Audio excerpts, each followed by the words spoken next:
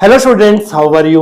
Students, आपको इस channel पर ना केवल graduation and post graduation physics के टॉपिक्स की सबसे आसान एक्सप्लेनेशन देखने को मिलती है, बल्कि आपको साथ के साथ ये भी बताया जाता है कि आपको एग्जाम में क्या और कैसे लिख के आना है, ताकि आप सिर्फ एक वीडियो देख के ही अपने नोट्स बना सके और एग्जाम्स में बहुत अच्छे मार्क्स ला सके।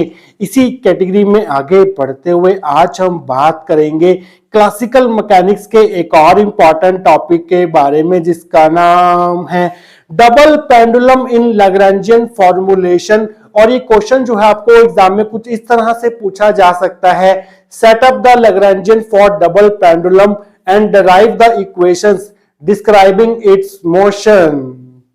देखिए स्टूडेंट्स, जो हमारा डबल पेंडुलम होता है वो दो मासेस से मिला के बना होता है। A double pendulum consists of two masses m1 and m2। ये है हमारे पास पहला मास, जिसे हम बोलेंगे बॉब ऑफ मास m1। इसे हमने एक लाइट रॉड से सस्पेंड किया हुआ है from point of suspension O। और दूसरा बॉब जो है जिसका मास m2 है, उसे भी हमने एक लाइट रॉड से कनेक्ट किया हुआ है और इस लाइट रॉड को हमने मास m1 के साथ कनेक्ट किया हुआ है। जो हमारे पास पहला रॉड है, पहली लाइट रॉड है जिसके साथ हमने मास m1 अटैच किया हुआ है, उसकी लेंथ l1 है। और दूसरी लाइट रॉड जिसके साथ हमने मास m2 अटैच किया हुआ है, उसकी लेंथ जो है वो l2 है। तो यहां पर क्या होगा स्टूडेंट्स, अगर हम एक भी पेंडुलम को उसकी मीन पोजीशन से डिस्प्लेस करेंगे, ये दोनों पेंडुलम जो हैं वो ऑसिलेट करना शुरू कर देंगे एक साथ इन द सेम प्लेन, और वो प्लेन होगा हमारा यहाँ पर XY प्लेन। ये है हमारे पास स्टूडेंट्स एक्स एक्सिस और ये है हमारे पास वाई एक्सिस। तो स्टूडेंट्स, अगर हम इस मास m1 के रेक्टेंगुलर कोऑर्डिनेट्स की बात करें तो वो होंगे हमारे पास x1 y1। मींस अगर हम यहां से एक परपेंडिकुलर ड्रॉ करें तो ये डिस्टेंस x1 होगा और ये डिस्टेंस जो है वो y1 होगा। और इस मास m1 की at any instant of time t जो वर्टिकल लाइन से डिस्प्लेसमेंट है वो θ1 है।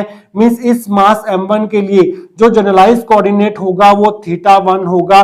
θ1 की वैल्यू से हम पता लगा सकते हैं कि बॉब m1 की पोजीशन क्या होगी किसी भी टाइम t के ऊपर। और इस मास m2 के जो हमारे पास रेक्टेंगुलर कोऑर्डिनेट्स होंगे वो होंगे x2 y2। मींस इस m2 से अगर हम एक परपेंडिकुलर लाइन ड्रॉ करें x एक्सिस के ऊपर, तो इस पॉइंट का ओरिजिन से पॉइंट ऑफ सस्पेंशन से जो डिस्टेंस होगा वो x2 होगा। और अगर हम यहां से एक परपेंडिकुलर लाइन ड्रॉ करें y एक्सिस पर, तो पॉइंट ऑफ सस्पेंशन से इस पॉइंट का जो डिस्टेंस होगा वो y2 होगा। तो यहां से लेके यहां तक y2 है, यहां से लेके यहां तक y1 है। तो ये डिस्टेंस कितना होगा, ये होगा हमारे पास y2 माइनस y1। मींस ये जो डिस्टेंस होगा ये वाला, ये भी हमारे पास y2 माइनस y1 होगा। तो अगर यहां से लेके यहां तक का डिस्टेंस x2 है और यहां से लेके यहां तक का डिस्टेंस x1 है, तो ये डिस्टेंस कितना हो जाएगा, ये हो जाएगा x2 माइनस x1। अगर ये डिस्टेंस x2 माइनस x1 है तो ये डिस्टेंस भी कितना हो जाएगा हमारे पास, x2 माइनस x1 हो जाएगा। और हम मान लेते हैं कि जो हमारा सेकंड मास m2 है, इसका जो वर्टिकल से डिस्प्लेसमेंट है t टाइम पर वो θ2 है। मींस सेकंड मास के लिए जो जनरलाइज्ड कोऑर्डिनेट होगा वो θ2 होगा। मींस इस पूरे सिस्टम के लिए, इस डबल पेंडुलम के लिए हमारे पास दो जनरलाइज्ड कोऑर्डिनेट्स होंगे, वो होंगे θ1 एंड θ2। अब हमें इस डबल पेंडुलम के लिए इक्वेशंस ड्राइव करनी है जो इसके मोशन को डिस्क्राइब करेंगी, और वो हम ड्राइव करेंगे with the help of Lagrange equation of motion, जो कि कुछ इस प्रकार से होती है, D by D T of curly L by curly Q K dot minus curly L by curly Q K is equal to 0। यहाँ पर क्यू के जो है वो जनरलाइज कोऑर्डिनेट है हमारे सिस्टम के लिए। क्यू के जो है वो दो होंगे, एक होगा θ1 और एक होगा θ2। और L यहाँ पर सिस्टम का लैग्रैन्जियन है जो कि रिप्रेजेंट करता है difference of kinetic energy and potential energy. Means L होता है हमारे पास T माइनस V, जहां पर T काइनेटिक एनर्जी है, V पोटेंशियल एनर्जी है। तो पहले हम इस पूरे सिस्टम के लिए काइनेटिक एनर्जी फाइंड आउट करेंगे, फिर पोटेंशियल एनर्जी फाइंड आउट करेंगे, फिर दोनों को सब्ट्रैक्ट करके इस सिस्टम का लैग्रैन्जियन फाइंड आउट करेंगे। फिर हम लैग्रांज इक्वेशन ऑफ मोशन की हेल्प से इसके लिए हम Lagrange equations of motion derive करेंगे जो कि इसके मोशन को डिस्क्राइब करेंगी। तो स्टूडेंट्स आइए देखते हैं कि अगर ये क्वेश्चन आपको एग्जाम में पूछा जाता है तो डायग्राम तो आप एग्जाम में ये बना के आएंगे, इसकी थ्योरी को आप कहां से स्टार्ट करके आएंगे, आइए अब वो देख लेते हैं।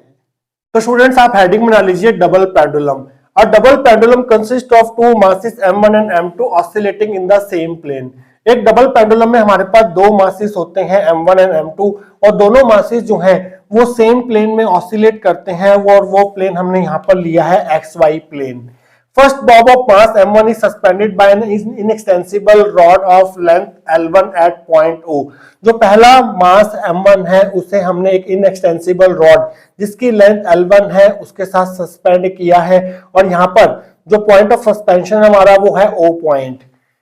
And the other bob of mass m2 suspended from another light rod of length l2 which is connected with the first bob m1। और दूसरे मास m2 को हमने एक और लाइट रॉड, एक और इनएक्सटेंसिबल रॉड जिसकी लेंथ l2 है उसके साथ कनेक्ट किया हुआ है और ये रॉड जो है मास m1 के साथ कनेक्टेड होगी। Let θ1 and θ2 be the deflections of the pendulums from the vertical।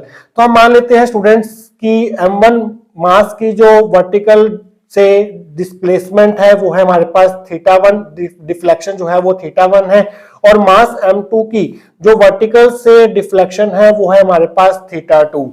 Let x1 y1 and x2 y2 be the rectangular coordinates of mass m1 and m2 respectively at time t।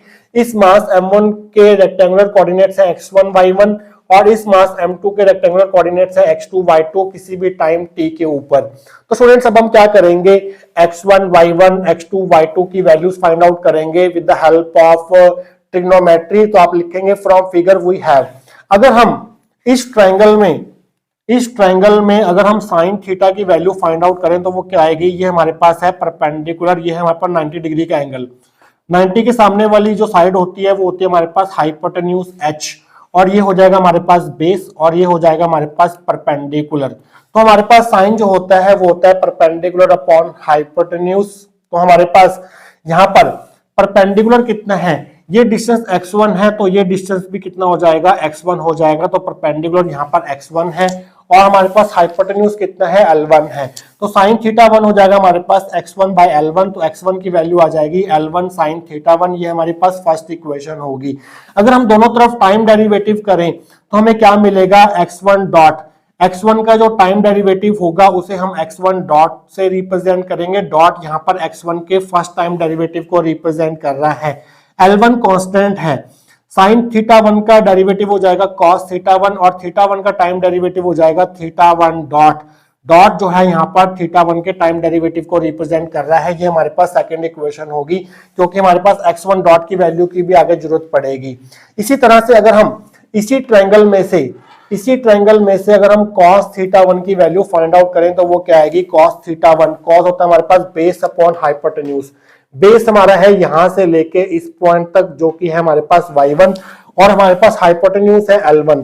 तो cos θ1 हो जाएगा y1 bye L1। तो y1 की value आ जाएगी L1 cos θ1, ये हमारी third equation होगी। तो अगर हम थर्ड इक्वेशन का दोनों तरफ टाइम डेरिवेटिव लें तो हमें क्या मिलेगा, हमें मिलेगा y1 dot is equal to L1 constant है, cos θ1 का डेरिवेटिव हो जाएगा माइनस साइन θ1 और θ1 का डेरिवेटिव हो जाएगा θ1 डॉट, ये हमारे पास फोर्थ इक्वेशन होगी। तो हमने x1 y1 dot find out कर लिया है। अब हम फाइंड आउट करेंगे x2 dot and y2 dot. तो उसके लिए हमें कौन से ट्रायंगल पर कंसंट्रेट करना होगा, इस ट्रायंगल पर कंसंट्रेट करना होगा। पहले हम साइन θ2 निकालेंगे। तो आप क्या लिखेंगे, फ्रॉम फिगर साइन θ2 होता है हमारे पास परपेंडिकुलर अपॉन हाइपोटेन्यूज। इस ट्रायंगल में ये 90 डिग्री का एंगल है, ये हाइपोटेन्यूज हो गया, ये परपेंडिकुलर हो गया और ये बेस हो गया हमारे पास। तो हमारे पास परपेंडिकुलर जो है यहाँ पर वो है हमारे पास x2 माइनस x1 और हाइपोटेन्यूज है L2। तो यहाँ से x2 माइनस x1 की वैल्यू आ जाएगी L2 साइन θ2। हमने x2 की वैल्यू निकालनी है तो x1 को हम उधर भेज देंगे। तो x2 की वैल्यू आ जाएगी हमारे पास, ये x1 उधर जाके प्लस का हो जाएगा x1 plus L2 sign θ2। But हमारे पास x1 की वैल्यू ऑलरेडी फाइंड आउट है जो कि है L1 साइन θ1। हम यहाँ पर x1 की वैल्यू पुट कर देंगे। So x2 will be equal to, x1 की जगह हम लिख देंगे L1 sign θ1 plus L2 sine theta 2, ये हमारे पास फिफ्थ इक्वेशन होगी। अगर हम इस इक्वेशन का दोनों तरफ टाइम डेरिवेटिव ले तो हमें क्या मिलेगा, x2 dot is equal to L1 constant है, साइन थीटा 1 का डेरिवेटिव हो जाएगा cos थीटा 1, फिर थीटा 1 का डेरिवेटिव करेंगे तो वो हो जाएगा theta 1 dot, plus L2 constant है, साइन थीटा 2 का टाइम डेरिवेटिव होगा cos थीटा 2, फिर थीटा 2 का डेरिवेटिव करेंगे तो वो हो जाएगा थीटा 2 डॉट। ये हमारे पास सिक्स्थ इक्वेशन होगी। तो हमारे पास x2 आ गया है, x2 डॉट आ गया है। नेक्स्ट सेक्शन में हम इसी ट्रायंगल में ट्रिग्नोमेट्री लगाकर y2 एंड y2 डॉट की वैल्यू फाइंड आउट करेंगे नेक्स्ट सेक्शन के अंदर। तो स्टूडेंट्स अब हमें फाइंड आउट करना है y2 एंड y2 डॉट। तो उसके लिए हम क्या करेंगे, इसी ट्रायंगल का यूज करेंगे और इस ट्रायंगल में हम cos थीटा 2 की वैल्यू फाइंड आउट करेंगे। तो आप लिखेंगे also from figure cos theta 2, cos होता है हमारे पास बेस अपॉन हाइपोटेन्यूज, बेस है यहाँ पर हमारे पास y2 माइनस y1 और हाइपोटेन्यूज है हमारे पास L2, ये हमारा बेस है y2 माइनस y1 और ये हमारा है हाइपोटेन्यूज L2। तो आप लिखेंगे y2 minus y1 bye L2, तो क्रॉस मल्टीप्लाई करेंगे तो y2 माइनस y1 की वैल्यू आ जाएगी हमारे पास L2 cos थीटा 2, तो यहां से y2 की वैल्यू आ जाएगी y1 plus L2 cos theta 2, minus y1 को हमने उधर भेज दिया, बट y1 की वैल्यू हमें पता है वो है L1 cos थीटा 1, तो y1 की जगह हम L1 cos थीटा 1 रख देंगे। So y2 will be equal to L1 cos theta 1, this is the value of y1 plus L2 cos theta 2, ये हमारे पास सेवंथ इक्वेशन होगी। अब हमें क्या करना है, y2 डॉट फाइंड आउट करना है, तो दोनों तरफ टाइम डिफरेंशिएशन करेंगे तो आपको मिलेगा y2 dot is equal to L1 constant है, cos थीटा 1 का डेरिवेटिव हो जाएगा हमारे पास माइनस साइन थीटा 1, थीटा 1 का डेरिवेटिव हो जाएगा थीटा 1 डॉट, उसके बाद L2 कांस्टेंट है, cos थीटा 2 का डेरिवेटिव हो जाएगा माइनस साइन थीटा 2 और थीटा 2 का टाइम डेरिवेटिव हो जाएगा थीटा 2 डॉट। तो यहां से अगर हम माइनस साइन कॉमन ले लें तो हमारे पास y2 डॉट की वैल्यू आ जाएगी, माइनस कॉमन आ गया, L1 sine theta 1 dot plus L2 sine theta 2 dot, ये हमारे पास एट्थ इक्वेशन होगी। तब हम काइनेटिक एनर्जी फाइंड आउट करेंगे इस पूरे सिस्टम की, मिस डबल पेंडुलम की। So kinetic energy T will be equal to kinetic energy of mass m1 plus kinetic energy of mass m2। अगर हम दोनों मासेस की काइनेटिक एनर्जी को ऐड करें तो हमें पूरे सिस्टम की काइनेटिक एनर्जी मिलेगी, जिसे हम कैपिटल T से डिनोट करेंगे। So capital T will be equal to पहले मास की जो काइनेटिक एनर्जी होगी वो क्या होगी हमारे पास, हाफ m, जो काइनेटिक एनर्जी का फॉर्मूला होता है वो होता है हाफ mv स्क्वायर। तो यहाँ पर हाफ m1 हमें वेलोसिटी के दोनों कंपोनेंट्स लेने होंगे, x1 डिस्प्लेसमेंट के कोरस्पॉन्डिंग जो वेलोसिटी होगी वो होगी हमारे पास x1 डॉट, तो यहाँ पर x1 डॉट स्क्वायर करेंगे, प्लस y1 डिस्प्लेसमेंट के कोरस्पॉन्डिंग जो वेलोसिटी होगी वो होगी हमारे पास y1 डॉट, तो यहाँ पर हम y1 डॉट स्क्वायर लिखेंगे। तो ये हमारे पास kinetic energy of mass m1। इसी तरह से जो मास m2 की काइनेटिक एनर्जी होगी वो होगी हमारे पास half m2 x2 dot square plus y2 dot square, ये हमारे पास नाइन्थ इक्वेशन होगी। अब हमारे पास x1 डॉट की वैल्यू पता है सेकेंड इक्वेशन में, y1 डॉट की वैल्यू पता है फोर्थ इक्वेशन में, x2 डॉट की वैल्यू पता है सिक्स्थ इक्वेशन में और y2 डॉट की वैल्यू अभी हमने निकाली है एट्थ इक्वेशन में। तो इन चारों इक्वेशन से वैल्यूज उठा के हम नाइन्थ में डालेंगे, तो आप लिखेंगे using 2, 4, 6 and 8 in 9 we get t is equal to half m1। x1 dot की वैल्यू है हमारे पास L1 cos थीटा 1 डॉट, ऊपर स्क्वायर है तो हम साथ साथ स्क्वायर भी करते रहेंगे, L1 square cos square theta 1 हो जाएगा और साथ में हो जाएगा theta 1 dot square, plus y1 dot की वैल्यू है हमारे पास minus L1 sine theta 1 dot, minus का स्क्वायर करेंगे तो प्लस हो जाएगा, बाकी इन टर्म्स का भी स्क्वायर कर देंगे साथ में, तो हमें मिलेगा L1 square sine square theta, साथ में मल्टीप्लाई में थीटा 1 डॉट स्क्वायर। तो ये हमारे पास y1 डॉट स्क्वायर की वैल्यू हमने यहाँ पर लिख दी है, plus half m2 x2 dot की वैल्यू पुट करेंगे, x2 डॉट की वैल्यू हमारे पास यहाँ पर है L1 cos theta 1 dot plus L2 cos theta 2 dot, यहाँ पर ऊपर स्क्वायर है तो हम यहाँ पर होल स्क्वायर लगा देंगे, उसके बाद हमारे पास यहाँ पर प्लस y2 डॉट का स्क्वायर है, तो यहाँ पर हमारे पास y2 डॉट की वैल्यू अवेलेबल है विद नेगेटिव साइन का जब हम स्क्वायर करेंगे तो वो प्लस हो जाएगा, तो यहाँ पर हमें सिंपली इसका स्क्वायर करना होगा जो कि होगा हमारे पास L1 sine theta 1 dot plus L2 sine theta 2 multiply theta 2 dot का होल स्क्वायर माइनस का स्क्वायर जो है वो प्लस हो गया है, जो हमने यहाँ पर एडजस्ट कर दिया है। तो अब हमें स्टूडेंट्स क्या करना है, इनको सिंप्लीफाई करना है। So T will be equal to half m1, यहां से और यहां से हम कॉमन ले सकते हैं L1 square theta 1 dot square, L1 square theta 1 dot square दोनों में कॉमन है, तो L1 square theta 1 dot square common आ गया, अंदर आ गया cos square theta 1 plus sine square theta 1 plus half m2। यहां पर हम a प्लस बी का होल स्क्वायर लगाएंगे तो हमें मिलेगा L1 square cos square theta 1 multiply theta 1 dot square, ये हमारा a स्क्वायर हो गया। अब हम b स्क्वायर करेंगे, means L2 square cos square theta 2 multiply theta 2 dot square. अब हम करेंगे plus 2ab, means plus 2 into this plus 2 L1 cos theta 1 साथ में थीटा 1 डॉट, उसके बाद into L2 cos theta 2 multiply theta 2 dot. तो हमने लगा दिया a square plus b square plus 2ab, इसका स्क्वायर ओपन करके हमारे पास तीन टर्म्स आ गई, 1 2 और ये थर्ड टर्म।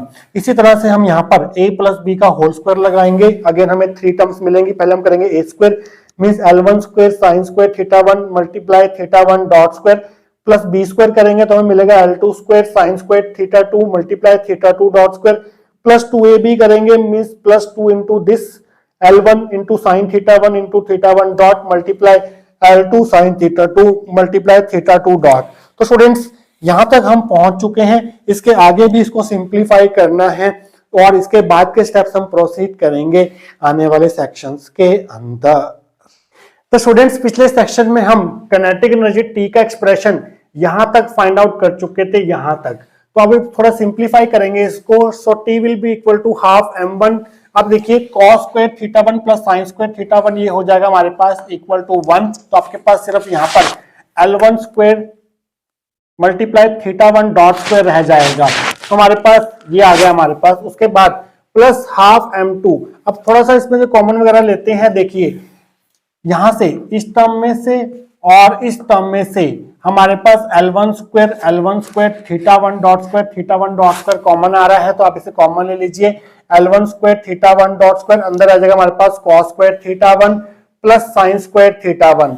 इसी तरह से इस टर्म में से और इस टर्म में से आपके पास कॉमन आ रहा है L2 square theta 2 dot square, तो कॉमन ले लीजिए। Plus L2 square theta 2 dot square common आ गया, अंदर आ गया हमारे पास cos square theta 2 plus sine square theta 2। इसी तरह से इस टर्म में से और इस टर्म में से हमारे पास कुछ कॉमन आएगा। ध्यान से देखिए कॉमन क्या क्या है, 2L1 कॉमन है, उसके बाद थीटा 1 डॉट कॉमन है, L2 कॉमन है और थीटा 2 डॉट कॉमन है। तो ये सभी कॉमन आप बाहर ले लीजिए। 2L1 L2 theta 1 dot theta 2 dot, इन दोनों में से जो है वो कॉमन आ गया, अंदर आ गया हमारे पास cos theta 1 multiply cos theta 2 plus sign theta 1 multiply sine theta 2। तो स्टूडेंट्स थोड़ा और सिंप्लीफाई करते हैं इसको। यहाँ पर हम cos square theta 1 plus sine square theta 1 को 1 ले लेंगे और इसे हम 1 ले लेंगे, और यहाँ पर हम cos a cos b plus sine a sine b की आइडेंटिटी यूज कर लेंगे, तो आपको मिलेगा t इज इक्वल टू, ये टर्म ऐसी रहेगी, प्लस हाफ m2, ये 1 हो गया, तो यहाँ पर रह गया सिर्फ L1 square theta 1 dot square plus ये 1 हो गया, यहाँ पर रह गया L2 square theta 2 dot square, और यहाँ पर cos a cos b plus sine a sine b जो होता है वो होता है हमारे पास cos a minus b। a हमारे पास थीटा 1 है, b हमारे पास थीटा 2 है, तो ये बन जाएगा cos थीटा 1 माइनस थीटा 2, और ये टर्म जो है वो ऐसी रहेगी, plus 2L1 L2 theta 1 dot theta 2 dot, ये हमारे पास 10th इक्वेशन होगी।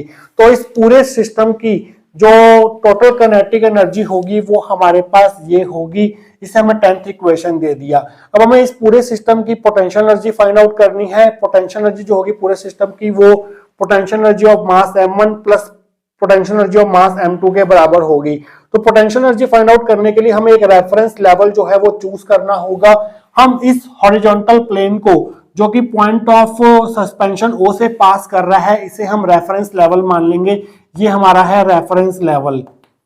इस रेफरेंस लेवल को ध्यान में रखते हुए हम दोनों मासेस की जो है वो पोटेंशियल एनर्जी फाइंड आउट करेंगे। तो आप यहाँ पर लाइन लिखेंगे पहले, taking reference level as the horizontal plane passing through the point of suspension O। इस प्लेन को हमने एज अ रेफरेंस लेवल ले लिया जो कि पॉइंट ऑफ सस्पेंशन O से पास हो रहा है। Potential energy V is equal to potential energy of mass m1 plus potential energy of mass m2। So V will be equal to, पहले mass की पोटेंशियल एनर्जी कितनी होगी, पोटेंशियल एनर्जी का formula होता है हमारे पास mgh, क्योंकि मास m1 जो है रेफरेंस लेवल से नीचे सस्पेंडेड है तो यहाँ पर जो पोटेंशियल एनर्जी होगी वो होगी माइनस mgh। तो माइनस साइन लगाएंगे आप, उसके बाद पहले मास m1, g कांस्टेंट है, h हाइट कितनी है, यहां से लेके मास m1 की जो हाइट है वर्टिकल हाइट इस हॉरिजॉन्टल लेवल से मींस इस रेफरेंस लेवल से वो है हमारे पास y1। तो यहां पर आप लिखेंगे माइनस m1 g h की जगह आ जाएगा y1। इसी तरह से दूसरे मास की जो पोटेंशियल एनर्जी होगी वो भी नेगेटिव होगी क्योंकि ये मास m2 भी रेफरेंस लेवल के नीचे सस्पेंड कर रहा है तो यहां पर भी नेगेटिव साइन आएगा। मास m2 इंटू जी कॉन्स्टेंट है, इस m2 का जो हाइट है इस रेफरेंस लेवल से वर्टिकल हाइट वो यहां से लेके यहां तक है मींस वो है हमारे पास y2। तो यहां पर हम y2 पुट करेंगे। अब y1 की वैल्यू हमने थर्ड इक्वेशन में निकाली हुई है जो कि है L1 cos थीटा 1 और y2 की वैल्यू हमने सेवंथ इक्वेशन में निकाली हुई है जो कि है L1 cos theta 1 plus L2 cos theta 2। वो दोनों वैल्यूज हम यहाँ पर पुट कर देते हैं इस 11th इक्वेशन में। तो आप लिखेंगे using 3 and 7 in 11 we get v is equal to minus m1g। y1 की वैल्यू पुट करेंगे L1 cos theta 1 minus m2g, y2 की वैल्यू पुट करेंगे जो सेवंथ इक्वेशन में हमने फाइंड आउट की है जो कि है L1 cos theta 1 plus L2 cos theta 2। अब थोड़ा इसको रीअरेंज करेंगे, माइनस m2g को इससे और इससे मल्टीप्लाई करेंगे तो आपको मिलेगा v is equal to minus m1g L1 cos theta 1 minus m2g L1 cos theta 1 plus minus minus हो जाएगा, माइनस इसको इससे मल्टीप्लाई करेंगे तो आपको मिलेगा m2g L2 cos थीटा 2। अब स्टूडेंट्स आप क्या कर सकते हैं, इस टर्म में से और इस टर्म में से कॉमन ले सकते हैं क्या, gl1 cos theta 1 gl1 cos theta 1 इन दोनों में से कॉमन आ रहा है, माइनस साइन कॉमन ले लीजिए साथ में, m1 आ गया प्लस m2 हो गया, gl1 cos थीटा 1 कॉमन आ गया, उसके बाद minus m2 gl2 cos theta 2 ऐसे ही रहेगा। अब इन दोनों टर्म्स में से हम माइनस साइन कॉमन ले लेते हैं तो माइनस साइन जब आप कॉमन लेंगे तो यहाँ पर प्लस साइन आ जाएगा और यहाँ पर आप बड़ी ब्रैकेट पुट कर देंगे, ये हमारे पास 12th इक्वेशन होगी। तो पूरे सिस्टम की इस डबल पेंडुलम की जो टोटल पोटेंशियल एनर्जी होगी वो होगी ये 12th इक्वेशन में। तो काइनेटिक एनर्जी आ चुकी है हमारे पास 10th इक्वेशन में और पोटेंशियल एनर्जी आ चुकी है हमारे पास 12th इक्वेशन में। तो अब हमें लैग्रेंजियन फाइंड आउट करना है, उसके लिए हमें इन दोनों को सब्ट्रैक्ट करना होगा और बाकी का काम प्रोसीड करेंगे हम आने वाले सेक्शंस के अंदर। तो स्टूडेंट्स पिछले सेक्शन में हम सिस्टम के लिए total kinetic energy find out कर चुके थे 10th इक्वेशन में और सिस्टम के लिए पोटेंशियल एनर्जी फाइंड आउट कर चुके थे 12th इक्वेशन में। अब हम फाइंड आउट करेंगे डबल पेंडुलम के लिए लैग्रेंजियन जो कि होता है difference of kinetic energy and potential energy means T minus V, ये हमारी 13th इक्वेशन होगी। Using 10 and 12 in 13 we get T की वैल्यू जो है वो 10th इक्वेशन से और V की वैल्यू जो है वो 12th इक्वेशन से उठा के हम यहाँ पर डालेंगे तो आपको मिलेगा Lagrangian L is equal to T की वैल्यू है हमारे पास half m1 L1 square theta 1 dot square plus half m2 L1 square theta 1 dot square plus L2 square theta 2 dot square plus 2 L1 L2 theta 1 dot theta 2 dot cos theta 1 minus theta 2 और minus V करना है। V जो है वो negative में है तो minus minus हो जाएगा प्लस, तो ये पूरी की पूरी वैल्यू जो है वो प्लस में आप यहाँ पर लिख देंगे m1 plus m2 gl1 cos theta 1 plus m2 gl2 cos theta 2, ये होगी 14th इक्वेशन। तो हमने डबल पेंडुलम के लिए लैग्रेंजियन तो फाइंड आउट कर लिया है। अब हमें फाइंड आउट करनी है इसके लिए Lagrange equation of motion. Lagrange equation of motion होती है हमारे पास d by dt curly l by curly qk dot minus curly l by curly qk is equal to 0। qk यहाँ पर जनरलाइज कोऑर्डिनेट है। डबल पेंडुलम के लिए हमारे पास दो जनरलाइज कोऑर्डिनेट थे, एक था थीटा 1 और एक था हमारे पास थीटा 2। तो qk को हम बारी बारी से थीटा 1 और थीटा 2 लेंगे तो हमारे पास दो लैग्रांज इक्वेशन ऑफ मोशन बनेगी डबल पेंडुलम के लिए। तो पहले हम थीटा 1 के लिए लैग्रांज इक्वेशन ऑफ मोशन लिख लेते हैं। Lagrange equation of motion for generalize coordinate theta 1 is given by, यहाँ पर qk की जगह आप थीटा 1 रख देंगे तो आपको मिलेगा d by dt curly l by curly theta 1 dot minus curly l by curly theta 1 is equal to 0। ये हमारी 15th इक्वेशन होगी। मींस अब हमें क्या करना है, करली l by curly theta 1 dot निकालना है, उसका टाइम डेरिवेटिव फाइंड आउट करना है, फिर हमें करली l बाय करली थीटा 1 निकालना है और उन दोनों को सब्ट्रैक्ट करना है और उसको इक्वल टू 0 रख देना है तो हमारे पास पहली इक्वेशन ऑफ मोशन आ जाएगी। तो सबसे पहले हम फाइंड आउट करेंगे करली l by curly theta 1 dot, वो हम कैसे फाइंड आउट करेंगे, 14th इक्वेशन को दोनों तरफ पार्शियली डिफरेंशिएट करेंगे थीटा 1 डॉट के रिस्पेक्ट में। तो आप लिखेंगे partially differentiating 14 with respect to theta one dot we get, तो एल का थीटा वन डॉट के रिस्पेक्ट में पार्शियल डिफरेंशिएशन हो जाएगा curly L by curly theta one dot is equal to, तो ध्यान से देखिए हाफ कांस्टेंट है, m1 कांस्टेंट है, l1 स्क्वायर कांस्टेंट है, थीटा वन डॉट स्क्वायर का partial differentiation theta one dot के रिस्पेक्ट में हो जाएगा 2 theta one dot plus half m2 constant है, l1 स्क्वायर कांस्टेंट है, थीटा वन डॉट स्क्वायर का partial differentiation theta one dot के रिस्पेक्ट में हो जाएगा 2 थीटा वन डॉट प्लस यहाँ पर थीटा वन डॉट नहीं है तो इसका पार्शियल डिफरेंशिएशन हो जाएगा 0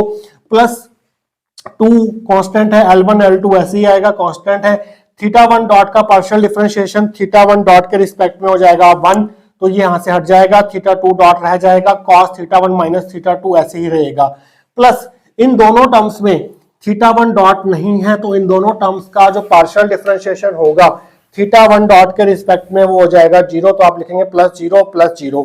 अब आप क्या करेंगे, हाफ m2 को इससे और इससे मल्टीप्लाई करेंगे, तो यहाँ पर 2 से 2 कैंसिल कर दीजिए, तो आपको मिलेगा m1 l1 square theta 1 dot plus half m2, इसके साथ मल्टीप्लाई करेंगे l1 square 2 theta 1 dot plus इसको इसके साथ मल्टीप्लाई करेंगे तो half m2 2 l1 l2 theta 2 dot cos theta 1 minus theta 2 हो जाएगा, तो यहाँ से हम 2 से 2 कैंसिल कर देते हैं, यहाँ पर 2 से 2 कैंसिल कर देते हैं, तो हमारे पास curly l by curly theta 1 dot की वैल्यू आ जाएगी m1 l1 square theta 1 dot plus m2 l1 square theta 1 dot plus m2 l1 l2 theta 2 dot cos theta 1 minus theta 2, तो हमारे पास curly l by curly theta 1 dot आ चुका है। अब हमें इसका d by dt find out करना है, means time derivative find out करना है, तो हम क्या करेंगे, इसके दोनों तरफ d बाय dt ले लेंगे, d by dt of curly l by curly theta 1 dot is equal to d by dt of यहां से लेके यहां तक आप इस ब्रैकेट में लिख देंगे, मींस अब हमें इस ब्रैकेटेड टर्म का टाइम के रिस्पेक्ट में पार्शियल फुल डेरिवेटिव करना है, तो हम कैसे करेंगे, d by dt curly l by curly theta 1 dot ऐसे रहेगा, m1 कांस्टेंट है, l1 स्क्वायर कांस्टेंट है, थीटा 1 डॉट का टाइम डेरिवेटिव हो जाएगा थीटा 1 डबल डॉट, एक डॉट पहले से ही था और इस टाइम डेरिवेटिव की जगह हमने यहाँ पर डॉट लगा दिया, प्लस m2 l1 स्क्वायर, यहाँ पर थीटा 1 डॉट है, थीटा 1 डॉट का पार्शियल डिफरेंशिएशन टाइम के रिस्पेक्ट में क्या हो जाएगा, थीटा 1 डबल डॉट हो जाएगा, एक डॉट पहले से था और इस टाइम डेरिवेटिव की जगह एक और डॉट आ जाएगा हमारे पास, प्लस अब यहाँ पर देखिए यहाँ पर m2 l1 l2 तो कांस्टेंट है, हमें थीटा 2 डॉट का भी डिफरेंशिएशन करना है टाइम के रिस्पेक्ट में और cos का भी डिफरेंशिएशन करना है, तो यहाँ पर हम लगाएंगे प्रोडक्ट रूल, तो ध्यान से देखिए m2 कांस्टेंट है, l1 l2 ऐसे रहेगा, पहले हम थीटा 2 डॉट का टाइम डेरिवेटिव करेंगे तो वो हो जाएगा theta 2 double dot cos theta 1 minus theta 2 ऐसे ही रखेंगे। अब हम क्या करेंगे, cos का डेरिवेटिव करेंगे, थीटा 2 डॉट को ऐसे ही रखेंगे, cos का डेरिवेटिव होता है हमारे पास minus sine theta 1 minus theta 2 और थीटा 1 माइनस थीटा 2 का टाइम डेरिवेटिव हो जाएगा theta 1 dot minus theta 2 dot, m2 l1 l2 जो है वो ऐसे ही आगे आएंगे और थीटा 2 डॉट जो है वो भी ऐसे ही हमने रख दिया यहाँ पर, तो हमारे पास जो 15th इक्वेशन थी उसकी ये वाली वैल्यू जो है वो हमारे पास आ चुकी है 16th इक्वेशन में। अब हमें curly l by curly theta 1 find out करना है, वो हम कैसे करेंगे, 14th इक्वेशन को दोनों तरफ थीटा 1 के रिस्पेक्ट में पार्शियल डिफरेंशिएशन करेंगे, फिर जो वो वैल्यू मिलेगी और ये जो वैल्यू है उन वैल्यूज को यहाँ पर पुट करेंगे, तो हमें पहली इक्वेशन ऑफ मोशन मिल जाएगी फॉर डबल पेंडुलम, और ये हम करेंगे नेक्स्ट सेक्शन के अंदर। तो स्टूडेंट्स पिछले सेक्शन में हम d by dt of curly l by curly theta 1 dot की वैल्यू फाइंड आउट कर चुके थे 16th इक्वेशन में। अब हमें फाइंड आउट करना है curly l by curly theta 1, वो हम कैसे फाइंड आउट करेंगे, 14th इक्वेशन को थीटा 1 के रिस्पेक्ट में पार्शियली डिफरेंशिएट करके, partially differentiating 14 with respect to theta 1 we get l का पार्शियल डिफरेंशिएशन हो जाएगा थीटा 1 के रिस्पेक्ट में curly l by curly theta 1।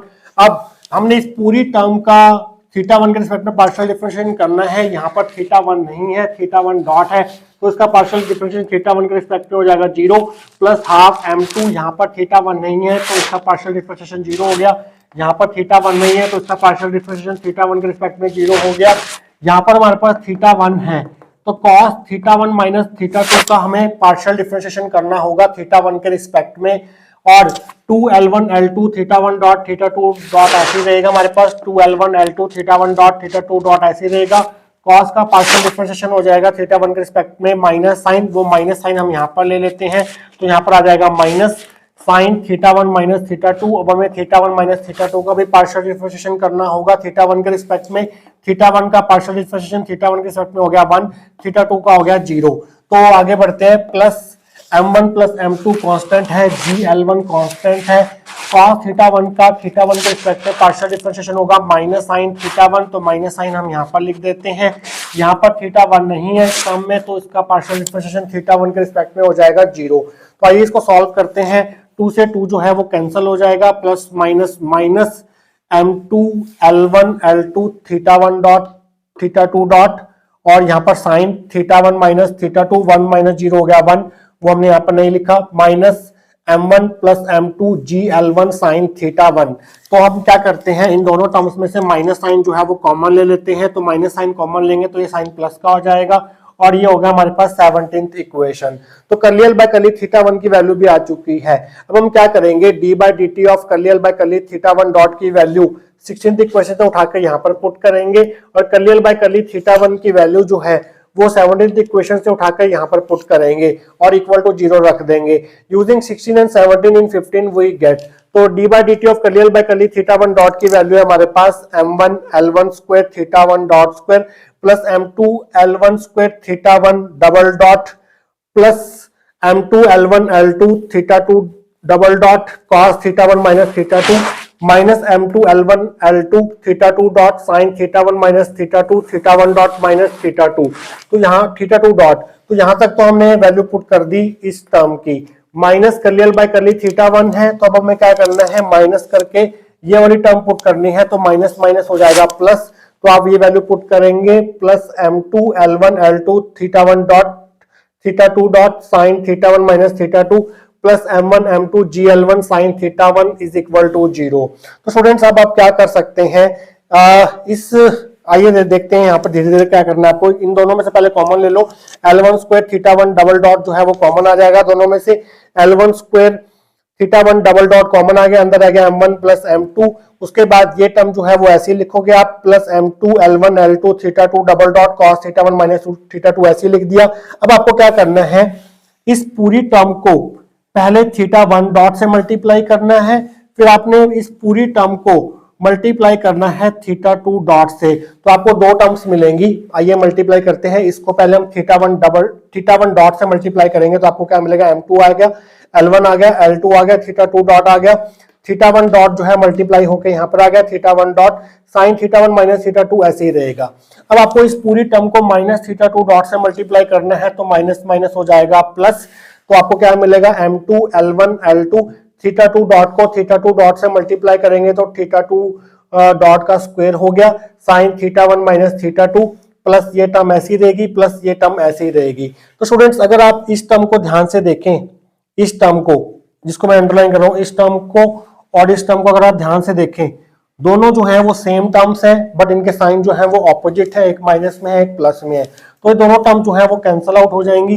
तो बाकी जो बचेगा, क्या बचेगा आपके पास, ये टर्म आ गई, प्लस ये टर्म आ गई, प्लस ये टर्म आ गई, प्लस ये वाली टर्म आ गई। तो स्टूडेंट्स ये जो इक्वेशन बनी है आपके पास, ये है हमारे पास पहली equation of motion for double pendulum.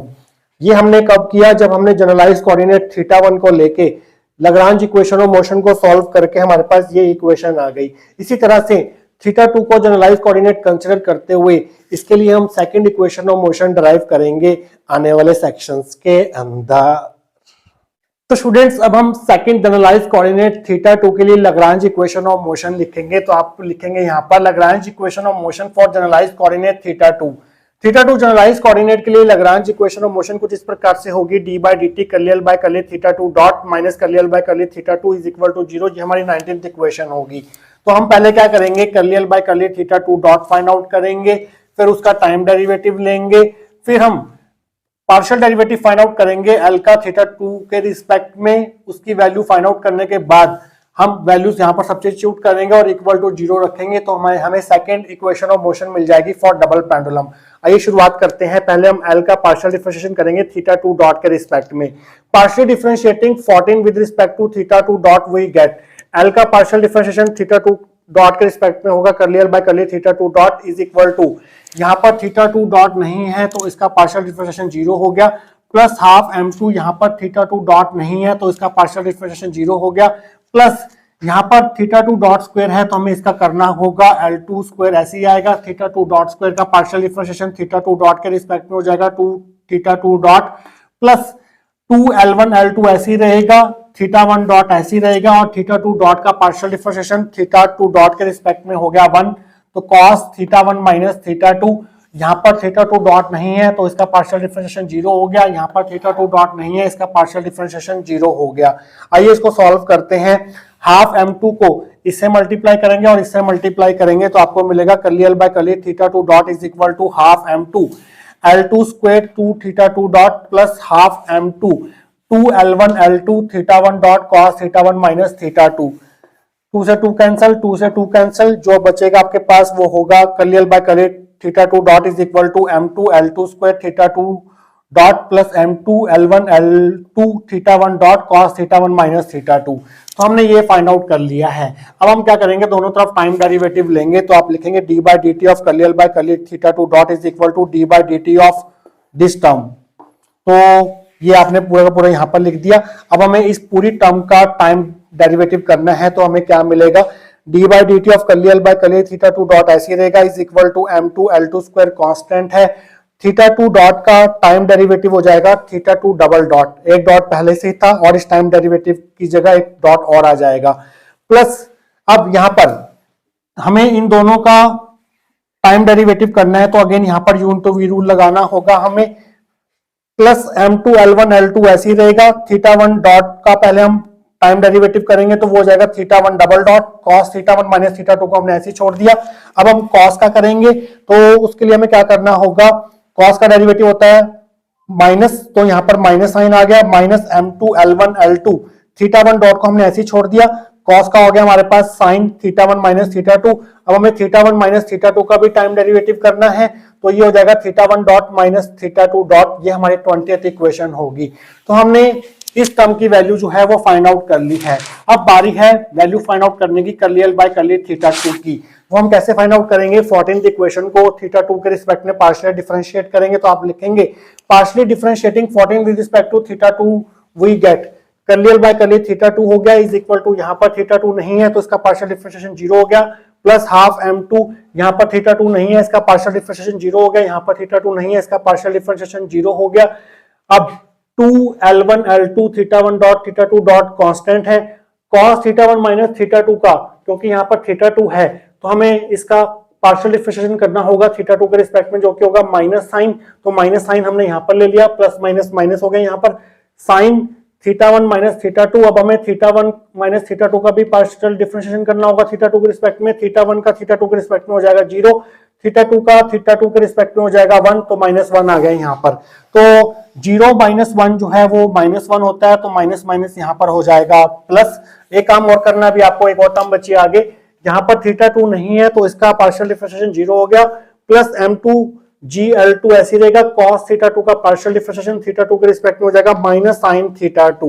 तो अब आपको सॉल्व करेंगे, curly L by curly theta two is equal to, देखिए 0 माइनस 1 माइनस 1 होता है, माइनस माइनस हो गया प्लस, तो अब आपने हाफ m2 को इससे मल्टीप्लाई कर देना है, half m2 2L1 L2 theta one dot theta two dot sine theta one minus theta to, 0 minus 1 और ये माइनस जो है वो प्लस हो चुका है। उसके बाद minus m2 GL2 sine theta two आ गया, 2 से 2 कैंसिल हो गया, curly L by curly theta two की वैल्यू आ गई m2 L1 L2 theta one dot theta two dot sine theta one minus theta two minus m2 GL2 sine theta two, ये हमारी 21st इक्वेशन हो गई। तो इसकी वैल्यू भी हमने फाइंड आउट कर ली है।